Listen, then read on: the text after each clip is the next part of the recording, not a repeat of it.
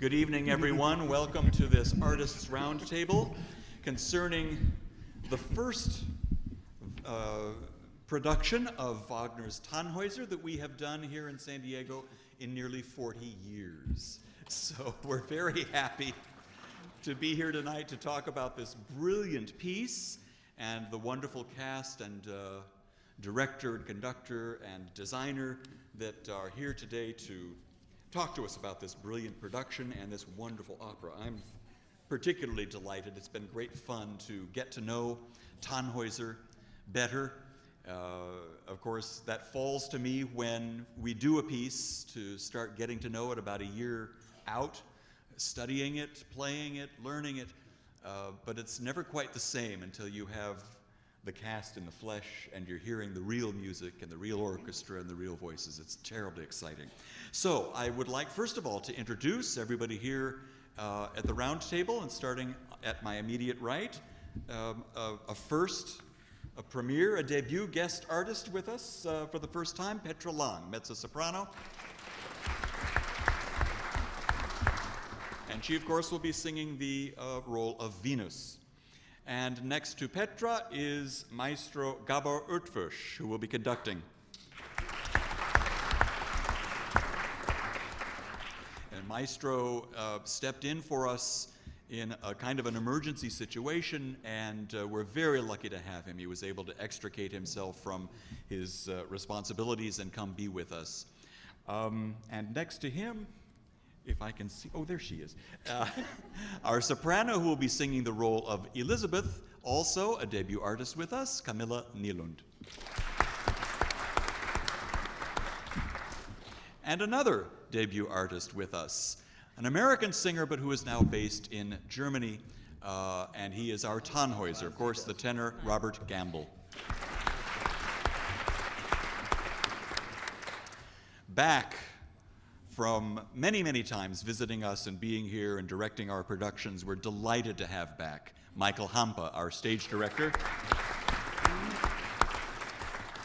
And the next artist is not a debut artist. I think this is his third visit to San Diego, the baritone Russell Braun, who will be singing.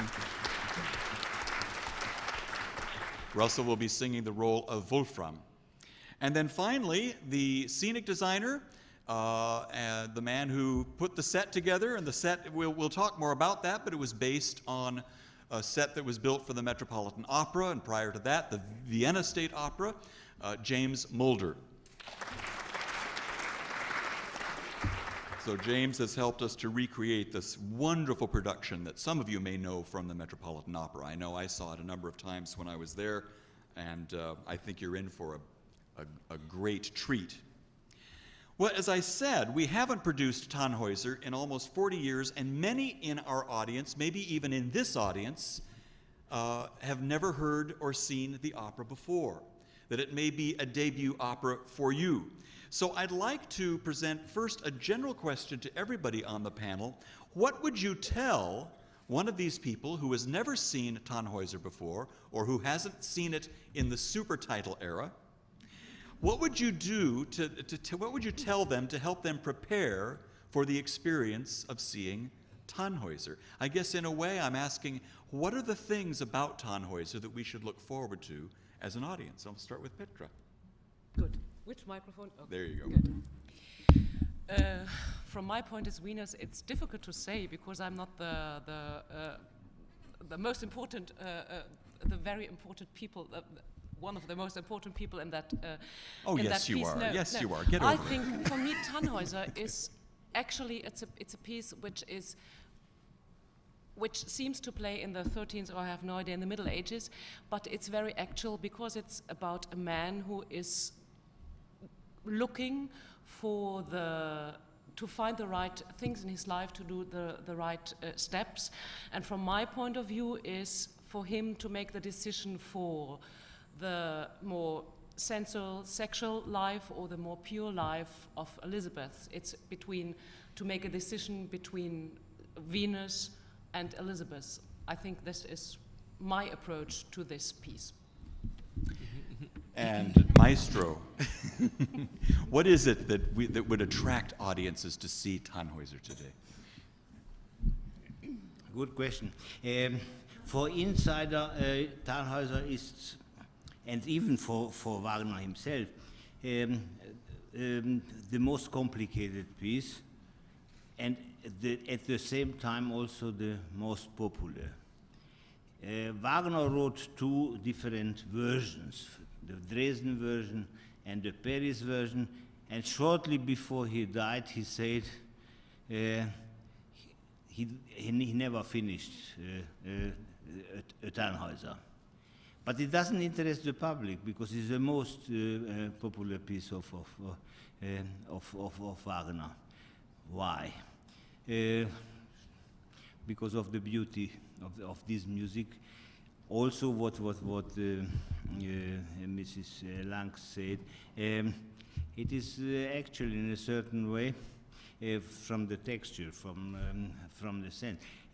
Musically, it's a wonderful piece. Now, if I would be a musicologue, I could say what is less good than the pieces what he wrote later. But the fact that this is fascinating for everybody must have a reason.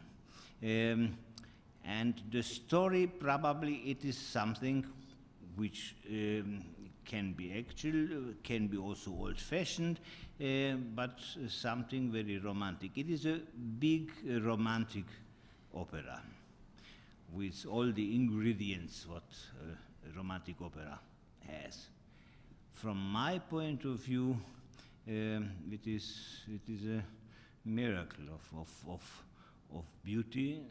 It is a wonderful music, very dramatic, and I can't imagine that somebody doesn't like Tannhäuser.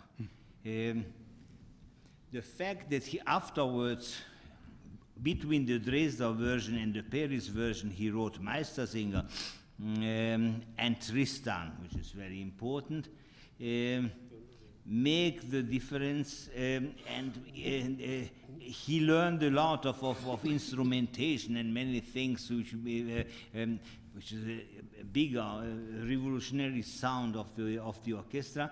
What we don't do, we do here the Dresden version, the first version, which is much more classic, I would say. Wagner, if you have a less understanding from Wagner, then is this the most understandable Wagner. But I know all over the world there are fanatics of Wagner, and they like Wagner. I don't like the Wagnerian, because they like only Wagner. And there's so many other pieces also. Oh, there's so much more in the operatic universe. But I assure you, if I conduct Wagner, then for this time, I became also a Wagnerian. Ms. Nylund, what would you tell an audience that has never seen Tannhäuser? What would I say? It's, well, as everybody already told, it's a fantastic piece of wonderful music with a great chorus and a lot of hits in it.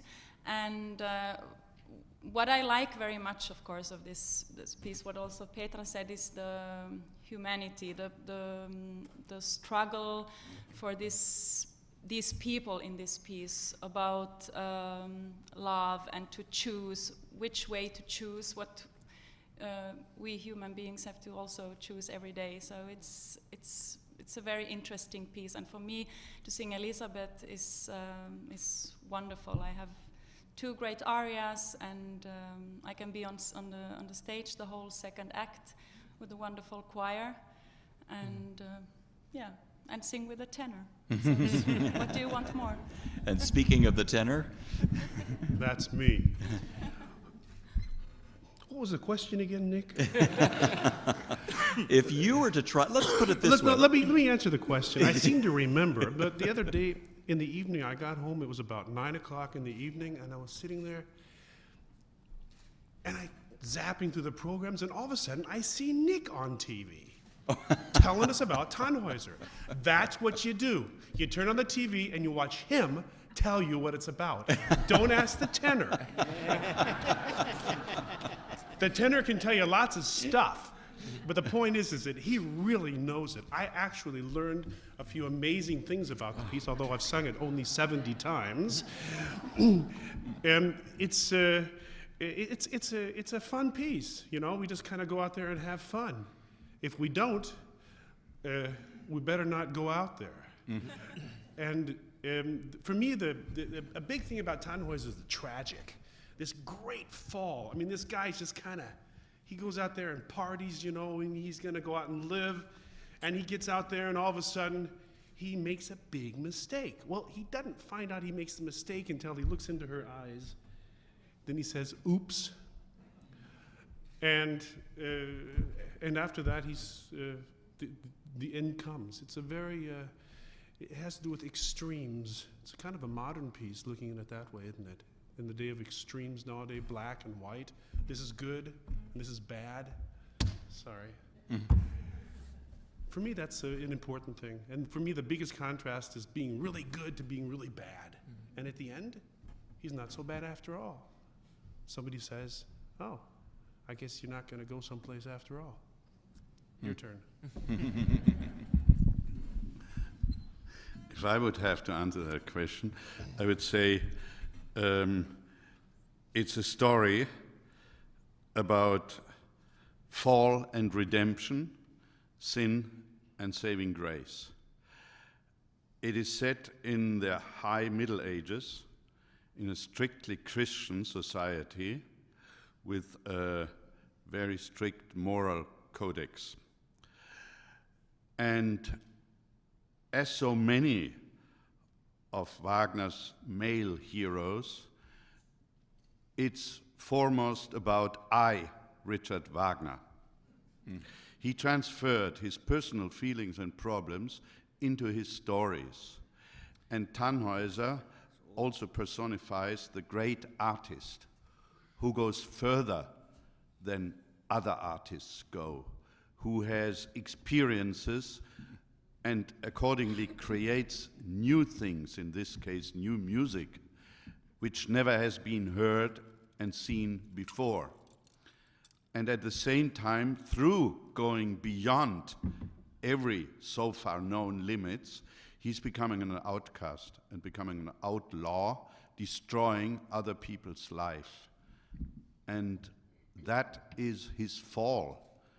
And that is where the saving grace is necessary. And if you look through Wagner's operas, starting with Holländer, for instance, and all the other operas, it's always about this point. And Wagner himself has had a reputation for being very ruthless for his art, not for him personally. But when it was about his art, he was absolutely ruthless, destroying other people. There were corpses all along his biographic way.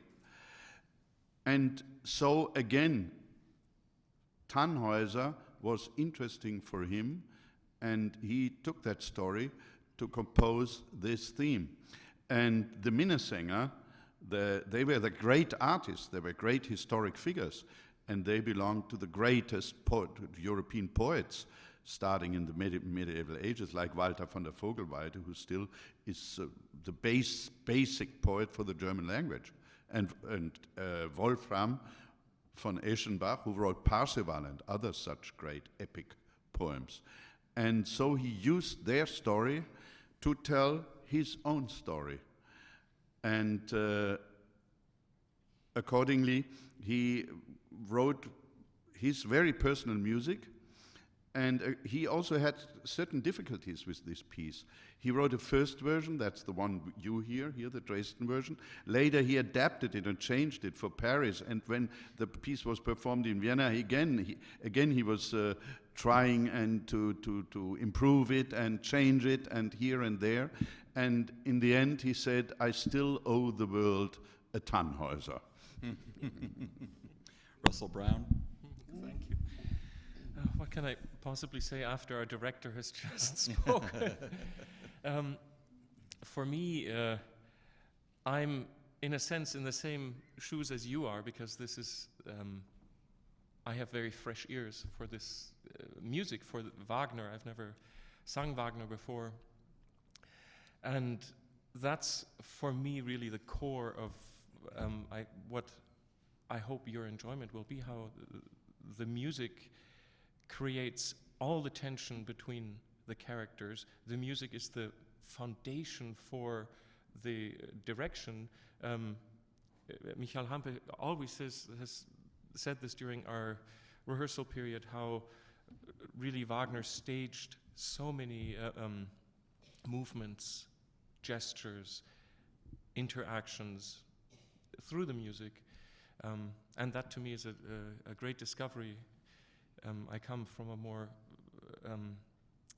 a background that is much more active on stage, so I have to find the sort of inner tension that Wolfram has, and he's a very deep character, very generous, idealistic character who believes in the ideal of friendship with Tannhäuser and the even greater ideal of love to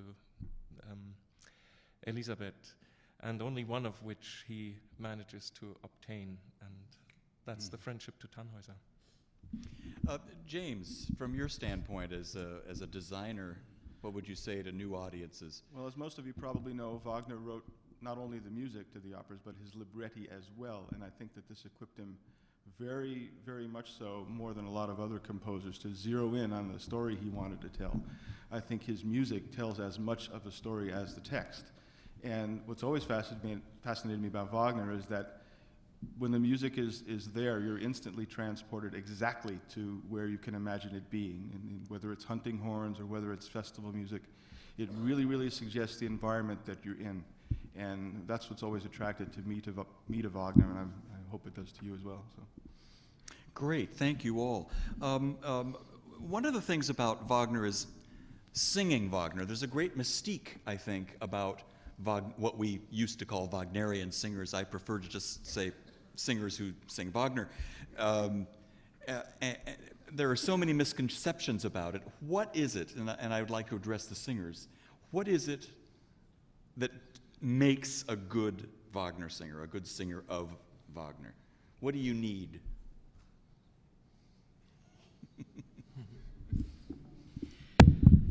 May I start? Yeah. Good. First of all, I think it's no secret.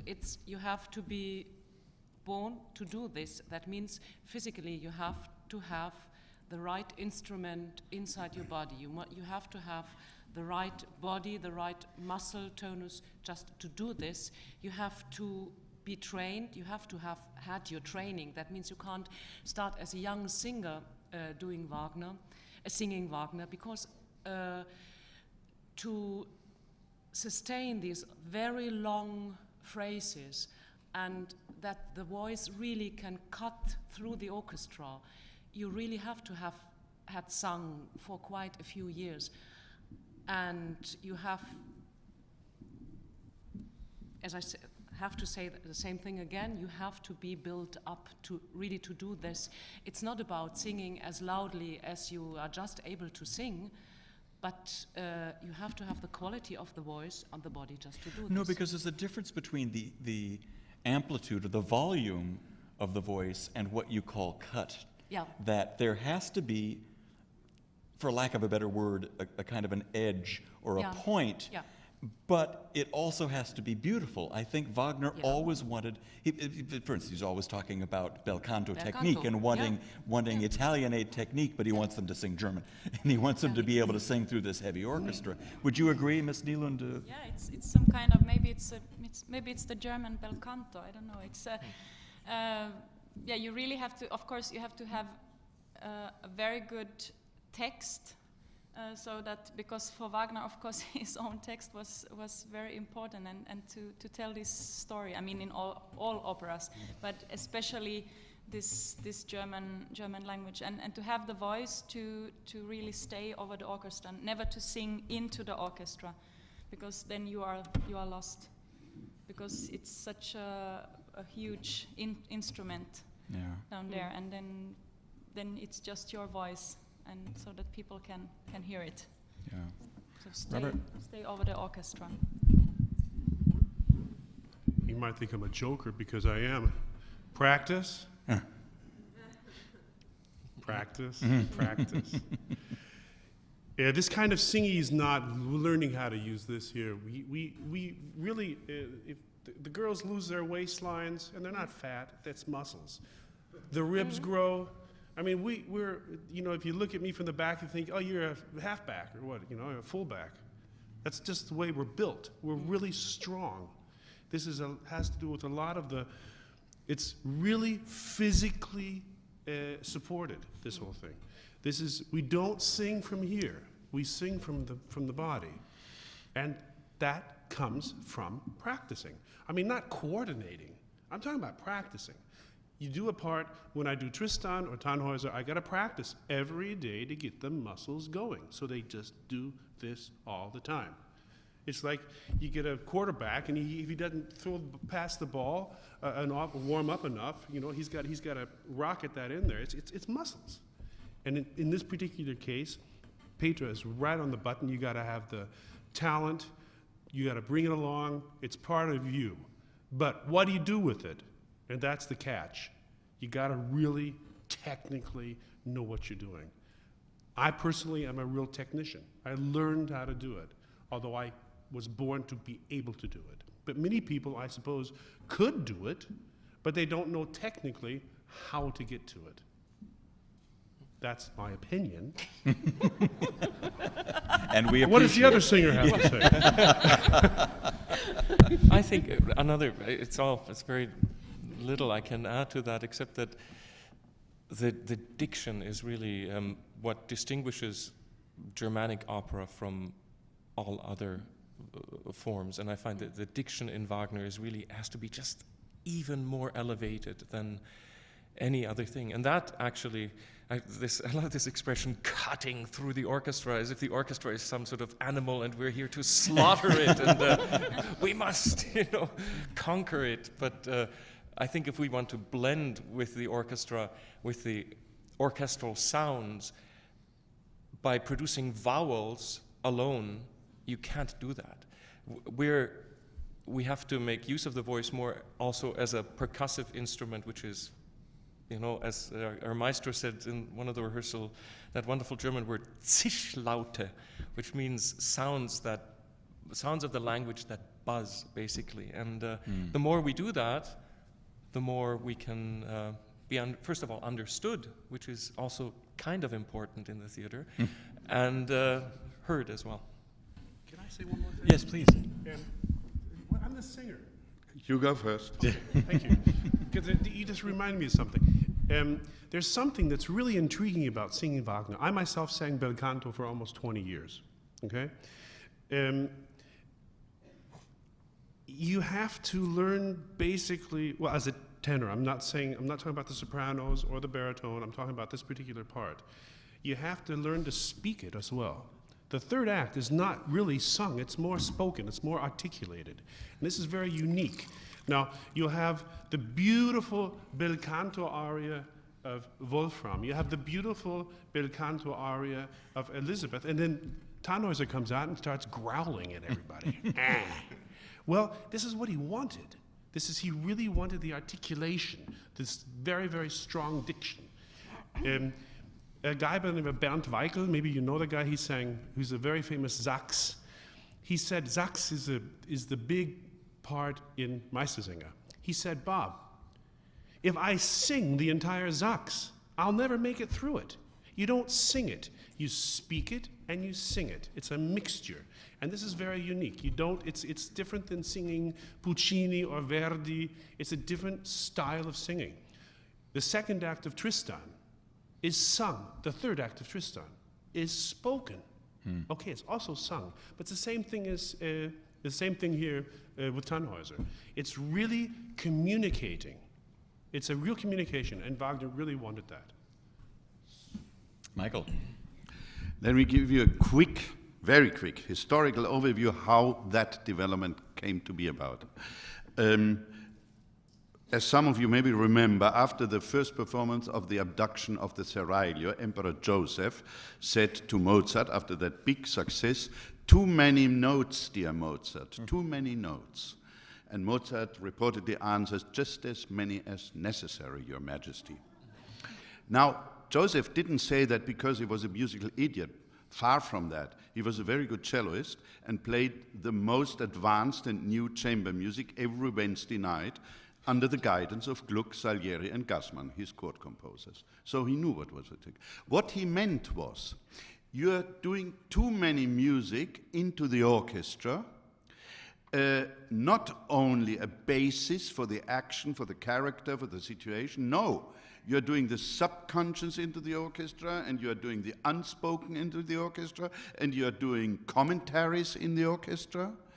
All that which is legitimately the business of the singing actor on stage. Dear Mozart, you're taking away things from the actor. And at that time, the division between singer and actor didn't exist, or existed to a much lesser degree than nowadays. The first Belmonte in abduction, we have worked it together. It's a real difficult tenor part, I can assure you. But the very next day, he played in drama, in Lessing's drama, Mina von Barnhelm, a big role in the spoken drama, and so on, and all the others did the same. Now, with Mozart, this still is wonderfully balanced. But then, the composers, Karl Maria von Weber, Marschner, the predecessor of Wagner, Wagner himself, took more and more, packed more and more in the orchestra, with the consequence the orchestra becoming bigger and bigger and bigger, which naturally needed, simply physically, louder voices, heavier voices, as we tend to say, and that necessitated this special technique Bob was speaking about. And it all ended in Richard Strauss' Elektra, where there is one poor voice, again 111 instruments in the orchestra. And in order to still manage to bring the singer's voice and the sense of what he's singing and saying across over this big heavy orchestra, Wagner is the grand master of what we call prosody, which means putting the words in the right way to the music. So in spite of that big orchestra, and it can be very loud, you still understand, and as Bob said, if you really technically know how you do it, you can get, even with these big orchestras, Wagner's words, and thus the sense of what's happening, across. For instance, if you're asking yourself, which are the one or two most important words in a sentence, those words which under all circumstances should be understood, so you get the sense, you'll observe that Wagner, on each of these important works, makes a special turn, be it harmonically or melodically or in the instrumentation. And at the same time, naturally, having this big symphonic orchestra, he could add immensely psychology, subconscious, human relations which are not spoken. For instance, a wonderful relation in Tannhäuser is the relation between Wolfgang and Elisabeth. Wolfram and Elisabeth, he loves her deeply, but this is never said with one word. But the music makes you cry, because the music makes you understand this personal tragedy between these two persons. And that is the achievement, mainly, not only, but mainly, of Wagner. And so the drama is not only on stage, it's in the orchestra. And the orchestra makes you understand the real meaning. And that's why it needs singers who not only have strong voices, but as Bob said, who have the technique, and many of it is not so much sung, many of it is spoken, as Bob said, and that has to be technically very well understood and trained. I'd like to get Maestro in on this then and talk perhaps about how you control this beast, this orchestra that can often be so big, so loud. And does Wagner help the singer? Or is he working against the singer? Can you- It shouldn't be so loud. Simply, I believe it is two different kind of Wagner interpretation from the point of view of a conductor. You can really use this huge sound. Not the orchestra in Tannhäuser, for example, is not especially big, but the sound what he creates can be enormous, which is not necessary, because you can have the same dramatic impetus and also the symphonic, because this is the most important, that the singers are part of this symphonic movement of the orchestra. So they are integrated into the orchestra. Now, the question is a balance. How loud can be the orchestra, and how the conductor has to be very careful that you still hear the singers. I would like always hear the singers, so therefore I can drop down the orchestra, but if I drop down too much, then the orchestra lose the weight.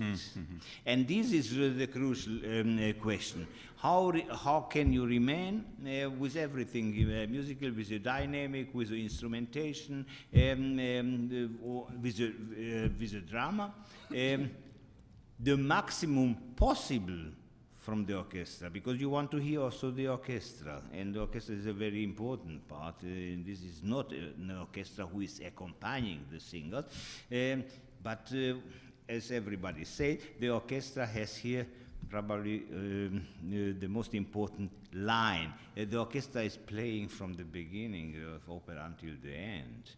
Singers are singing the parts of it. So they have to go together. But the orchestra can be expressive and also beautiful sound. I mean, also there exists something like the aesthetic of the sound. The orchestra sounds, and these sounds just express the character of the music, or it is dropped down on a level where the orchestra is only smashing something, but you don't understand, but you can hear the singers all the time. This is not a merit. The merit is the balance between all, and this wonderful thing that in a Wagner opera, really the conductor and the orchestra are present all the time, and they can lead all the time. Because you have to, as a conductor, you have to love the singers, and you have to love also the orchestra. So to find this balance, that is really the most difficult thing, you know. So it's not difficult to have a dramatic orchestra and loud, and probably also with a beautiful sound, but then you don't have partly only the singers. And they said something very important, the words, text. Only I don't agree in one thing, if Wagner would be the only one, because he wrote his own text and it was important. I take another person, Verdi, who told always to the singer, pronunciate le parole, la musica ho scritto io. It means pronounce well the words, I already wrote the music. So, you know, this is of course also for all the musicians something very important. Make the music as the music is. You can express the words better or less, but leave the music as the composer composed it. There we don't need an interpretation. We need a good performance. Interpretation. Probably somebody else will say it was a very, very interesting interpretation. But the intention for us is never to interpret something, but to perform it. Perform it well. Yes. Sorry, I'm doing it again. For me, the important thing about the Wagnerian music is the great contrast. You experience in Wagner from the largest symphonic to the smallest, most delicate chamber music. And it's these contrasts that make it so grand. as far as I'm concerned, everyone says, oh, Wagner has to be sung like this. I'm not of this opinion. I'm of the opinion that people think we have to do this. And that's why people think, oh, it can't be performed. But if you get the idea and the thousands of different colors that are involved in this music, as again, I'm talking basically about myself as a tenor, it's immense, the colors, from the loudest to the softest to the most legato. I mean, the beginning is really difficult. It really is. But it's with the harp. I don't have to screech my way through this. I can just sing it. That's the idea. It's a harp. It's not going to be too loud. I don't have to go out there and prove to everybody that I'm going to sing loud. I have to sing beautifully, understandably. I'm going to try to convince this young lady to let me go. That means I have to make some mistakes sometimes, obviously. But the idea is it has to be beautifully sung as well, not just screamed. Yeah. Okay? I meant making mistakes, not myself, but the way he wrote it. May I just add one sentence as commentary? Wagner was a great admirer of Bellini, the most melodic of all Italian composers.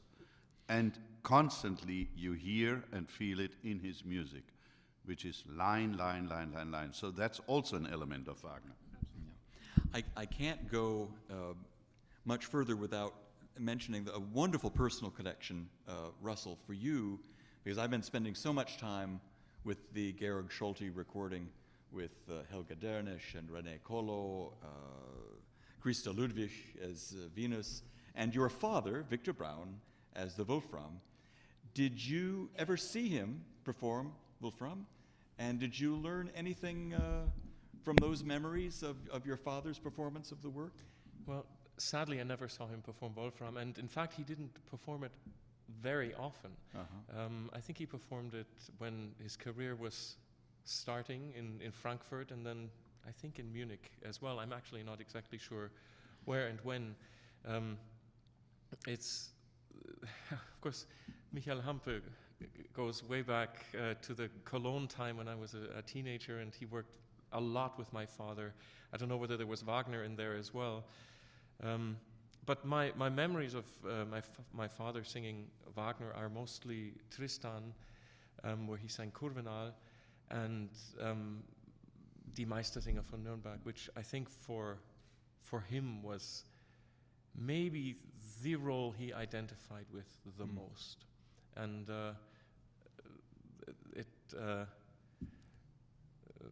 anyway, it was a very personal thing that recording is, I guess, somewhat legendary. It is. And I love his singing. He's missed. It's wonderful. Let's talk about the production itself, because it has a very interesting history. And I'd like to start actually with James. Now, it was originally designed by Günther Schneider-Siemsen. The concept of the production is basically from the Vienna State Opera and the Metropolitan. Both of those productions were produced by Otto Schenk and Günther Schneider-Siemsen together. Conceptually, they're virtually identical, but they vary in shape and size and sort of style slightly because of the two houses. And the San Diego Opera had approached Günther and to see about how we could take that concept and put it into this theater. And as Günther is now 82 years old, he's a little bit infirmed and not quite able to travel or actually work, really. So he asked me, I having been his friend for more than 20 years now and being somewhat of a student of his and he a mentor to me, I was very, very proud to accept the challenge to put the production in this theater. Great. And Michael, did you know this production before? I hadn't seen it before, but I know Günther Schneider-Siemsen very well. He was one of the great designers of the 50s, 60s, 70s, into the 80s. He was Karajan's designer and accordingly worked in all major opera houses of the world. And Jim and I, we visit him now on occasion of the planning this production here. And given that the stage here in San Diego is somewhat smaller than the Met Met stage. We talked it over with him and adapted it for San Diego, and he very graciously hoped to come. I'm not sure whether he can come, but we are good old friends. I worked with Günther Schneider-Siemsen, who also was very progressive in his time.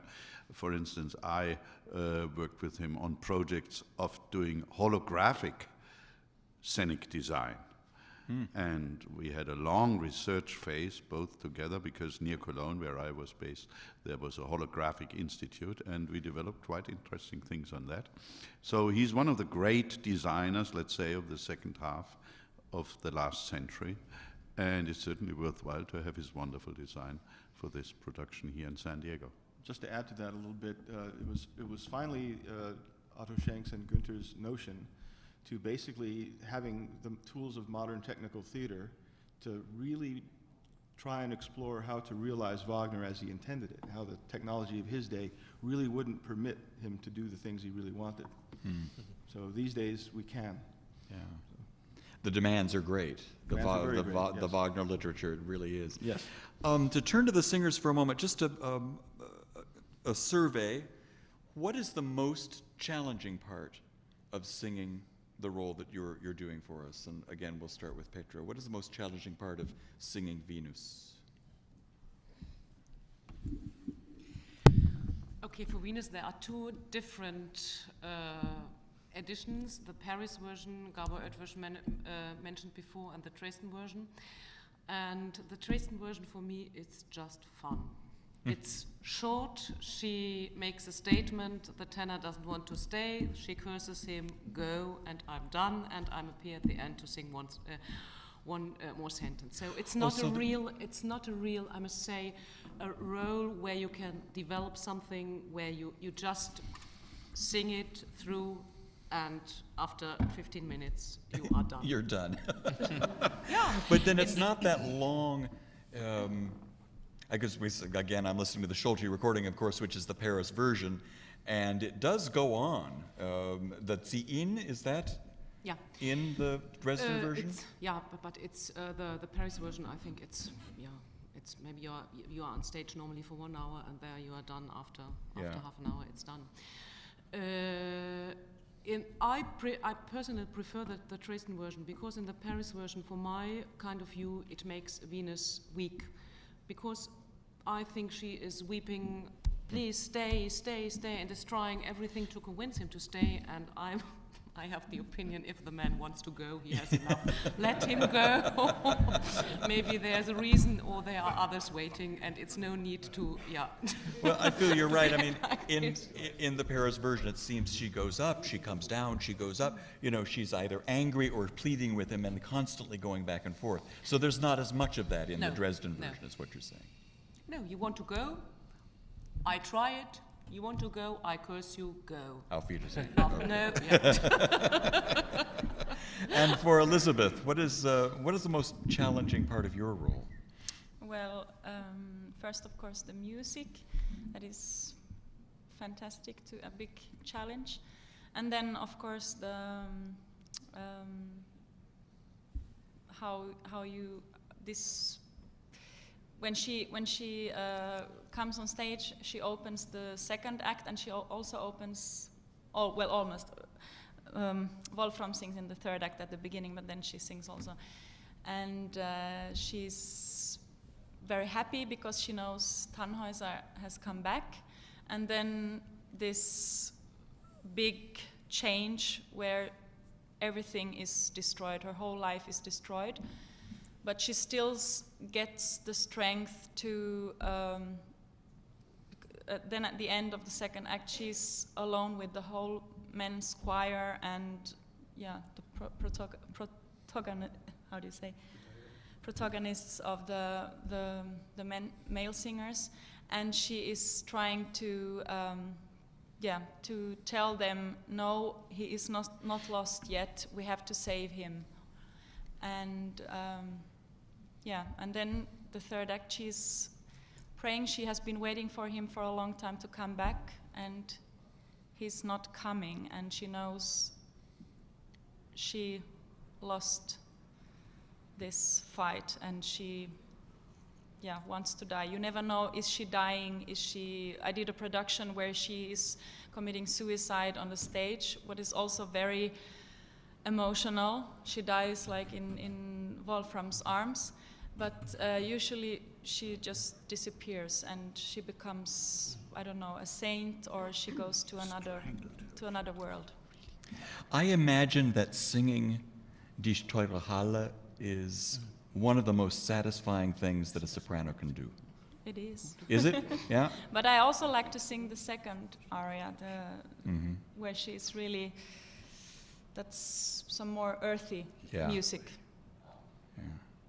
Yeah. And Robert, certainly Tannhäuser has its challenges. What would be the number one challenge for you?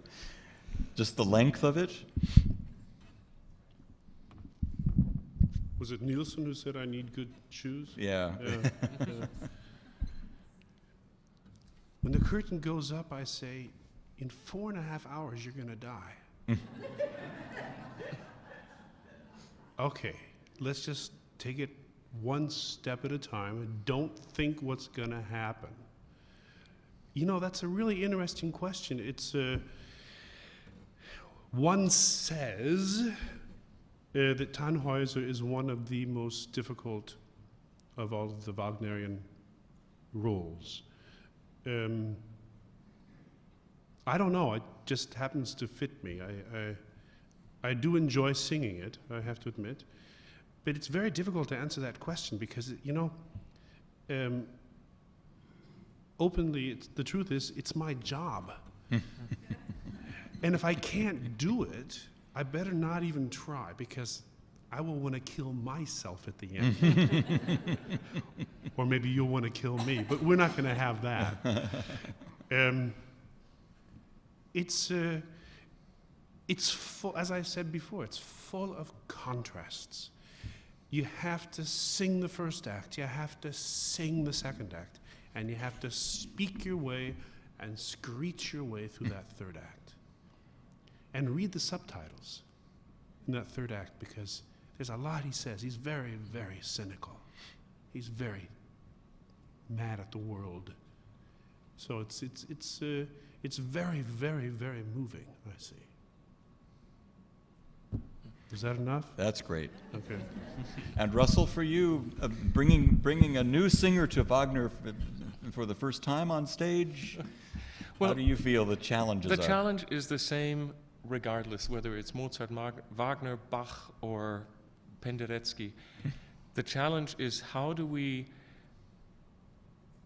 perform on stage and be spontaneous at the same time and bring all our preparation and our technique and our stage direction together and find a moment where, and for Wolfram in particular, because in the second act there is this, what's called the singer's war, der Sängerkrieg. It's of course not a war, it's a contest, yeah, it's with a wonderful prize in the form of a gift being bestowed by Elisabeth. But it's a little bit like the TV show, what is it called, What Line Is It? Whose Line Is It? Where they said, and today you're going to improvise on love. And then Wolfram is chosen to improvise and dig deep to find out the origin and the meaning of love. And it has to be so spontaneous. As well, the second aria really in Act 3, which is the best known aria from Wolfram, possibly from the opera, I don't know. O du mein holder Abendstern, it's so spontaneous, the emotions, and that's something that is really, for me, the greatest challenge, is to find that moment. I'd like to ask you on a lighter note, all of you, if you've ever been involved in either a production of Tannhäuser or a production of a Wagner opera that was, for lack of a better word, strange or bizarre, or the director asked you to do very strange and bizarre things and it didn't quite fit. We love hearing stories about, what they're doing in Europe, you know. because we tend to be a little traditional out here on the West Coast. But I always find it interesting to hear about different directors' takes and different designers' takes on these mythic pieces, on these legendary pieces. Have any of you been really uncomfortable in a production of Tannhäuser? The conductor is nodding. Well, and he has Venus his score. is saying no. Yes. No, not uncomfortable, not at all. He wants to speak. This, let's say After, the as a first act, victim. yes, the Venus act, and that's what you're talking about, I suppose. Yes. Yeah. Is naturally it shows sexual loves and sexual fantasies. Let's put it that way. Now, I personally believe that fantasies of that kind, as all fantasy, has to be transferred to the audience. It has to be in the audience. So you have to find allusions and associations which make the audience fantasize, also in this respect. And then it's strong. As generally speaking, what we do on stage is not an objective thing. The audience is a co-player, and a very strong co-player. And each member of the audience sees and experiences its own impressions based on the personal biography and the personal experience an audience member has had. So in each person in the audience, it's a little bit different what they see and what they hear, and sometimes not only a little bit, sometimes it varies in a wide range. And that is the same here with the Venusberg scenes, and you will see how we solve it, yes, with the help of our very good ballet master, yes. And but it's not ballet, yes. It has, as generally speaking, I'm always trying to define what is opera. Opera is telling a story by music, which means, simply said, I have to hear what I see and to see what I hear. There are some exceptions to that rule, but we can dismiss them at this moment. Yes? So, especially in Wagner, as Bob said, with all these colors and all these details in the orchestra, I have, as a director, the duty to find out what are these details, and even more important, why did he write that details? I have to be kind of music detective, yes? And then, accordingly, invent the action on stage, so it seems to you, the audience, that the music in this very moment is born and flows out of the action of the proceedings on stage. That's all. That sounds simple. It's not so simple, naturally, and it demands a lot of work. But that's actually my duty. So I'm very much against ideas imposed from the outside, which are not based on the music and not based on the story and the character.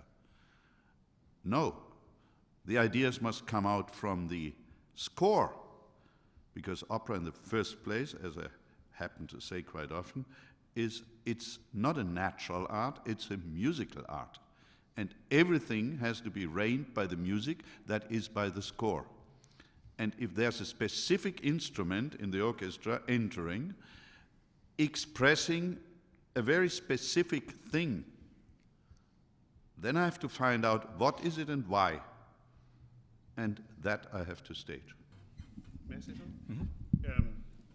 I'll give you an anecdote in a second, but the thing is that if you were to ever come up and individually ask me this question, we basically could probably say, yes, I remember that there or whatever. But the point is that when you are in the picture itself, you're not seeing it, you're in it. And you spend weeks preparing with a producer to get something to work. You have to be totally convinced yourself with what you are doing. Otherwise, you can't do it. So, if I have been in a catastrophic production before, which I luckily haven't, but had I been, I probably would have said no. Okay? There was a production in Geneva. Now, in the Venusberg, they hired a guy from the red light district. You know what that means? Yes. Okay. Well, he came on stage with nothing on.